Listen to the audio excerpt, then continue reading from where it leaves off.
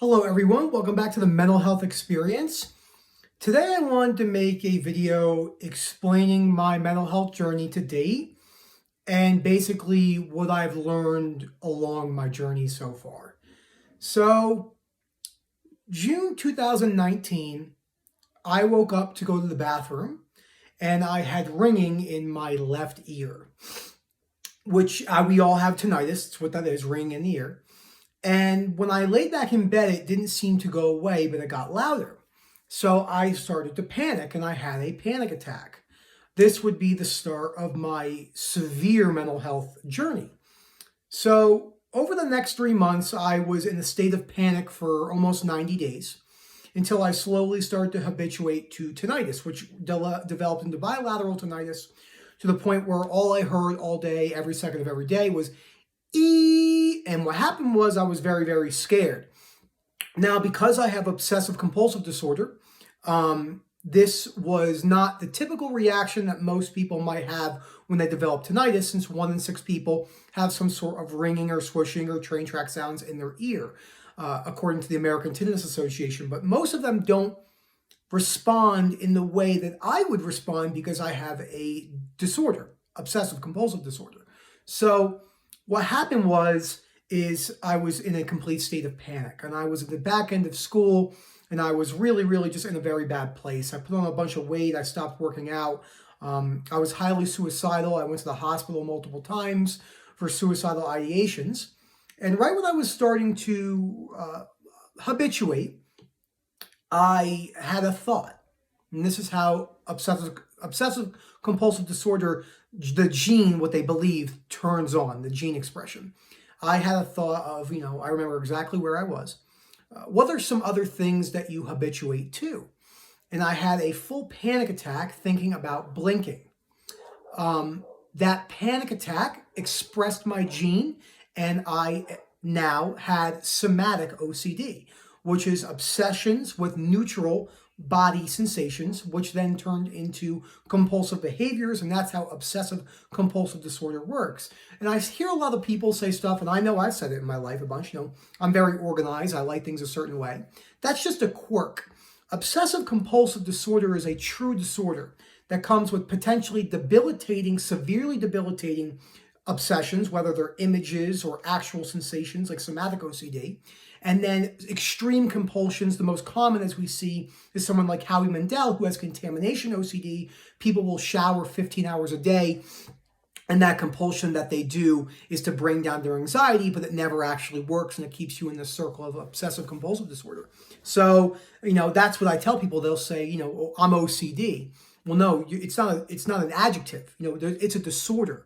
It's an actual disorder that, until recently, the World Health Organization ranked as the top 10, one of the most top 10 debilitating conditions to have on Earth, up there with ALS, Parkinson's, and Alzheimer's. Think about that. So that's true OCD, which I have, which I inherited from my dad's side of the family genetically. And then my mom has a couple other, I would have to assume, and I love my mom, but probably some sort of gene that was some passed on to me. But my dad was really the one, undiagnosed hoarder, probably subclinical OCD, but not full-blown expression how I had it. So that was really the start of my mental health journey. That was in September. By November, I was hospitalized for suicidal ideations. I was attempted to jump out of a moving vehicle. To give you an example of what it felt like after my theme switched from blinking to salivation and saliva, which has been with me for about, 16 months, which isn't as severe, but I'm still symptomatic every moment of every day. I'm not as hyper aware, but I am hyper aware with other irrational beliefs as well. But my wife had to hospitalize me because it felt like, the best way to describe it is take 2 Capri Suns and squeeze them underneath your tongue, and you just feel that all day 24/7, like a hose underneath your mouth, because I'm very hyper aware. People are not hyper aware about their bodily sensations because you're habituated to it and your brain doesn't realize them as a threat. But the OCD mind will actually lock you in the cycle. So I spent some time in the mental hospital. I basically was suicidal for 6 months every day. Every day I thought about killing myself, to get away from this, until I found Rob Bray from OCD Recovery, who has completely recovered from OCD, severely debilitating OCD. But the reason why I made this video is because even though you might not have a disorder, GAD, generalized anxiety disorder, which is diagnosed chronically incorrect all the time. If you're stressed about school or you're stressed about your marriage, you don't have GAD. GAD is where you have anxiety pumping to a full degree of 9 out of 10 of every moment of every day, even when there's no threat, and it's there all the time. That's true GAD. But the reason why I'm making this video is because a lot of people suffer from mental distress and they don't know it. So as humans, we are naturally very irrational human beings. We use shoulds and musts. We highly believe in doctrine that has no scientific founding or basis. And we think that basically the world revolves around us subconsciously just by the tone and verbiage of what we talk about. So the one thing I wanted to really talk about today was something that is probably one of the biggest irrational beliefs is when you fully accept other people, full unconditional other acceptance. We have unconditional self, life, and other acceptance. They tie in from the teachings of Dr. Albert Ellis, which is the founder of cognitive behavioral therapy, which I've talked about many times, who is the #1 most influential person in psychotherapy above Sigmund Freud. Now, I've never really dived into that, but at the time, they thought Sigmund Freud was the answer. Looking into your past, psychoanalysis, looking into what is the trauma. Now, trauma itself has a factor in the way you see things, but it is not the primary factor as Sigmund Freud thought for so many years. So many people will say, well, if this never happened to me, I wouldn't be this way. Not true. Your belief that you're holding now, right now, is the driving factor of your anxiety, depression, and so forth. That is the reality of what is happening through Stoicism, which created cognitive behavioral therapy, which is the gold standard for almost all mental health, whether it's body dysmorphia. There's certain mental health disorders that they don't think you can recover from, schizophrenia being one of them, multiple personality disorder, and so forth. I am not a psychiatrist or a psychologist. This is just what I've seen from my own research and reading the data and my own anecdotes having a very severe mental health disorder. So this is a very interesting topic. So I see lots of people, and I've done this my whole life, fighting other people with negativity. The world loves to do that. We love to fight other people. If they don't see something the way we see it, we automatically attack. Or, we say, well, they must see it the way I see it. Or we don't realize that all humans are fallible and we all have mistakes. Nobody's perfect. Perfectionism is a highly irrational belief that causes multiple emotional distress in lots of people, afraid to get things wrong. Why do we have chronic liars, pathological liars, afraid to be judged, afraid to be wrong? There's an underlying belief behind all of these things. There's something going on that we hold on to, that we catastrophize, or they really can really turn us into this person that we have so many irrational beliefs that is, sorry, my video just went to 20%, that it's really just causing so much distress. Evil is another one. There is no such thing as good or evil. It cannot be proven or disproven. Even the most serious of people, say Jeffrey Dahmer, they kept calling him evil. Jeffrey Dahmer was not evil. He just was a person with a lot of highly irrational beliefs and probably some other genetic circuitry issues in his brain to where his impulse, maybe his prefrontal cortex, wasn't communicating properly with his thalamus or other areas of the brain, basal ganglia involved, and so forth. So his impulse control was very, very poor. But to say that he was pure evil would dictate that he had no good qualities about him. He was an unsuspecting chocolate factory worker. Even if you use Hitler as an extreme example, was not purely evil because there was people that liked him. So he had likable traits. But humans like to put people in black and white boxes. It doesn't quite work like that. We will say that person's a liar instead of that is a person who lies frequently, but they are not a liar. You don't attach the word to the human. That person is a football player. They are a person who plays football. They are a good football player. They are a person who plays the game of football well.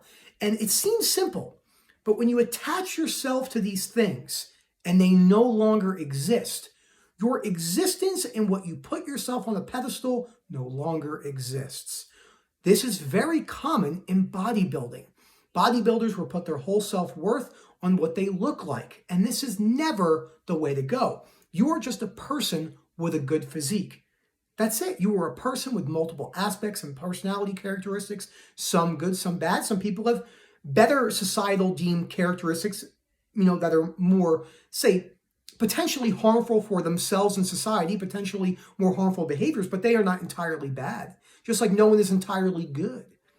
This is a big, big problem when it comes to looking at things through a rational sense, which again comes from Stoicism, Greek and Roman philosophers, and what founded from Dr. Albert Ellis and Aaron Beck, cognitive behavioral therapy. So we see so many people trying to fight other people with anger. And that anger, frustration is good. Frustration pushes you in the right direction to think rationally. What am I doing that I could be doing a little bit better? But anger is always irrational. Always. When you are very angry, and I'm telling you, you're talking to a very, very potentially trying to recover angry person. I have a lot of irrational beliefs. That person must not cut me off in the car. That person must listen to me. You must think I'm smart. These musts, shoulds, and oughts are why you are seeing the world the way you are. Nobody has to listen to you. It would be nice if they did. Nobody has to respect you. It would be nice if they did. It's a plus to life. There's so many things that go along this realm. And it really causes a lot of emotional distress. It really causes a lot of emotional distress for the OCD sufferer because we have a disorder. So we get in this lock cycle of, having extreme obsessions and then compulsions, and it locks you in with our rigid beliefs. Statistically speaking, people that have more anxiety and depression hold more irrational beliefs than people who do not. That has been proven on a large scale. And this is a problem because these rigid musts and black and white musts are seen in all areas of life. We see it in religious doctrine. We see it in political outcomes. Even if you look at the political party itself, as an example, we have Republicans and Democrats. It's very black and white. Liberals, it's one or the other. And we have been bred since we were kids to think in this very dogmatic black and white way, which has been potentially extremely harmful for all of our mental health. Just because you don't have a mental health disorder doesn't mean you're not suffering with some sort of emotional distress. Fairness and deservingness is another thing that really, really gets people down. To use an extreme example, which must be very, very difficult. Say you are parents who lose a child and you say your child doesn't deserve this. This is a very sad scenario.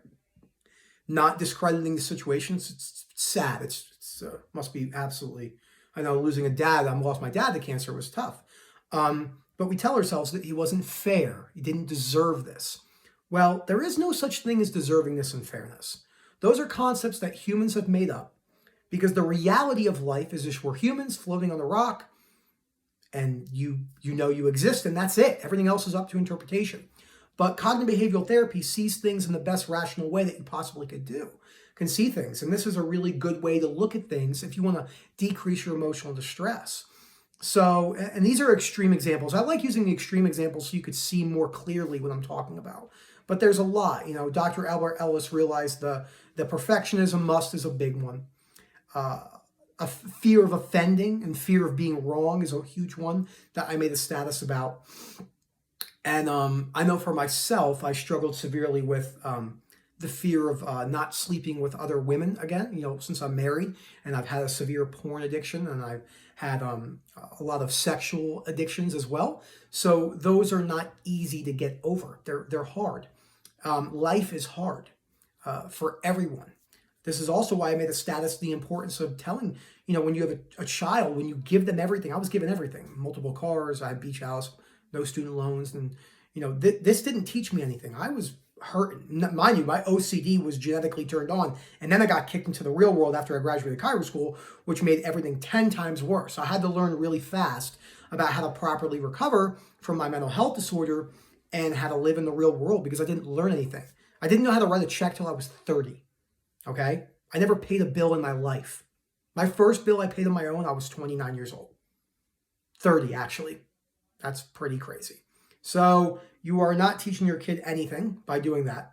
I know it's hard as a parent. You want to protect them, give them the world, but you have to be firm and you have to make them realize that the world is not fair and the world doesn't owe you anything. And until you get under those fears, you're probably going to be in a world of hurting if you just live your life by fairness and deservingness. Now, there's nothing wrong with having faith. I personally don't believe in God. I don't believe in the afterlife, and that's just my own personal belief. People get very weird about talking about this. I'm not saying that God isn't real. He could be real. I say this all the time. I might die and go up to heaven, and he's like, I'm real. And I'm like, I said you weren't. I was wrong. I'm willing to accept that. It all comes down to acceptance. It's all about unconditional acceptance. And what do 99.9 infinity people have? Almost 100% is conditional. If I have X, I will be happy. If they do this, I will be happy. I will be happy if they listen to me. And so it goes on forever, forever and ever. Unconditional self-acceptance goes like this. I don't like the way I'm acting right now, but I can accept it because I've been acting like this for 15 years. I used to get so hard on myself about my porn addiction. I would show myself no compassion. But I've been doing it for 15 years, watching porn an hour a day. I mean, what do you expect? Of course I'm going to go through withdrawals. Having self-compassion, a reality. Simon Sinek said it great. People our age, everyone does this, but maybe because of the instant gratification society we live in now, they see a problem and there's a mountain. And they don't realize there's a mountain. So they get frustrated when things don't go their way. And he said, no matter if you climb the mountain or use a helicopter, you still have to go over this mountain. And that is really, really important. So I really wanted to make this video because I think this video is extremely important to talk about. It's a little longer than normal. I didn't want to make it too long. I wanted to cover some irrational beliefs that general society holds and, a little bit separate from OCD. OCD Recovery UK is a great source of information for rational thinking, not just if you have a GAD or extreme anxiety disorder, because that's what OCD is. It's an anxiety disorder. It's the #1 anxiety disorder actually on earth. So it's a good place to look. OCD Recovery UK. He's my therapist. He's also a friend of mine. He's amazing. But yeah, that's that. So I hope you guys enjoyed. Thank you so much. Have a great day.